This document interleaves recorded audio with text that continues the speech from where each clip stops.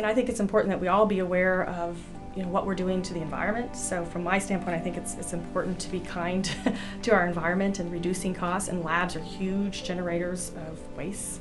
And so I think it's just part of our responsibility as being part of this planet to reduce the amount of waste. I think the university has been focusing quite a bit more on sustainability issues. I mean, the replacement of all of our light bulbs with more efficient fluorescent bulbs is one great example of that, and that happened in felt like a day, right? So I think there's a new philosophy on campus to maximize our benefits while also being as sustainable as possible. I participated in the Greens Labs program because it seemed like a good idea to have inventory of how green, how sustainable the practices were in the university's laboratories. It seems like an avenue where we can make some gains, progress in that area, and it seemed a relatively innocuous thing to do.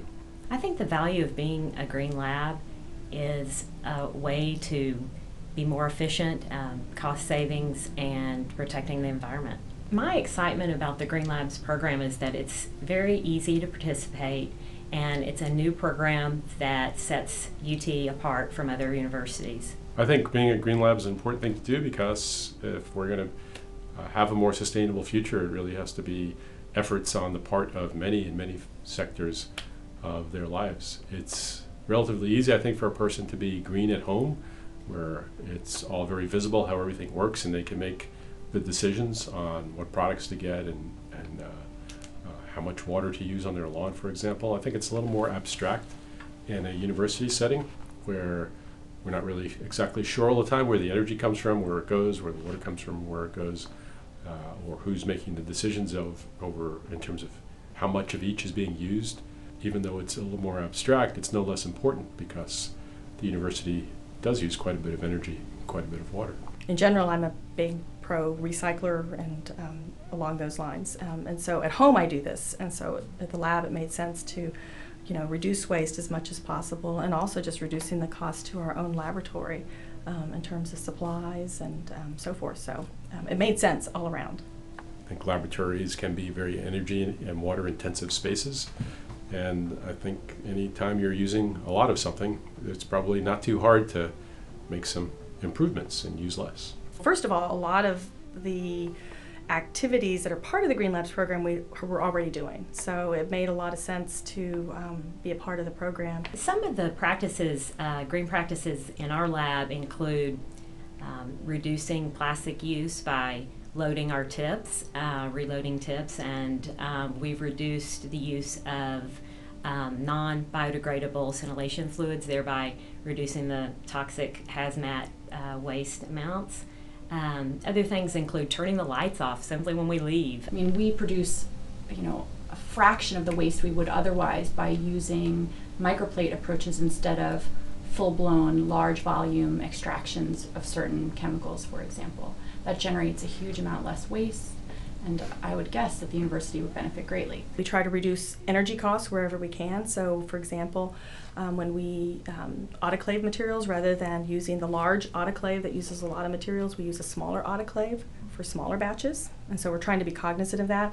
We collect a lot of materials together for larger applications. So for example, when we order materials, we wait till we get a larger order and then place those orders to reduce shipping costs and also shipping materials that come into the lab.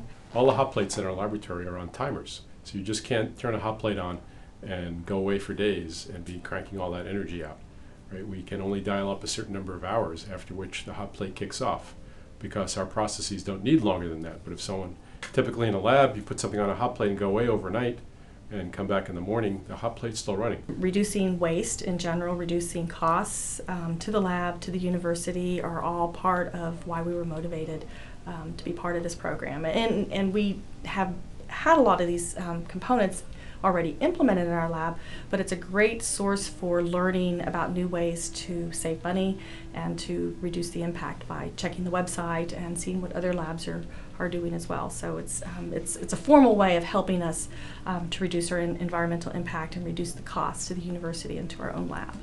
It's not hard at all to participate in the Green Labs program. Simply fill out the form, discuss with your team about ways to save, and teach others and your colleagues about it. This is a good learning experience. Being part of the Green Labs is an excellent learning experience for the students because I think it's important. I think they've taken away some of the concepts that we've implemented in the lab to their own daily lives in terms of being more conscientious of reducing, reusing, and recycling. And that's sort of a theme that we bring up quite a bit in our lab meetings. It's part of using our money efficiently, reducing the environmental impact, and saving us money at the same time. And so it's something that we emphasize, and I think it's a great learning lesson when they go and develop their own laboratories. It will propagate to them, and they will reduce and reuse and recycle, and I think they're also taking it into their own homes as well. If we want to get more people involved in the program, I think that what we really need to do is get the people who are doing the lab work more involved, and that means getting involved with the lab managers, getting them on board. Power in numbers. If a bunch of people make a small change, all of a sudden it adds up to a significant savings. I would submit that what we're doing in our lab alone is probably not making a bit of difference in terms of the overall economics of the university or impact on the environment.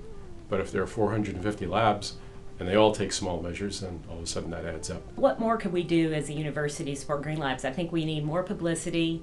We need to have more awareness. We need to be talking about it. And I think until people are more aware about the program, it's going to be hard to have widespread participation. I am very interested in seeing the Green Labs program continue. I think it's a wonderful program for UT and for me in particular.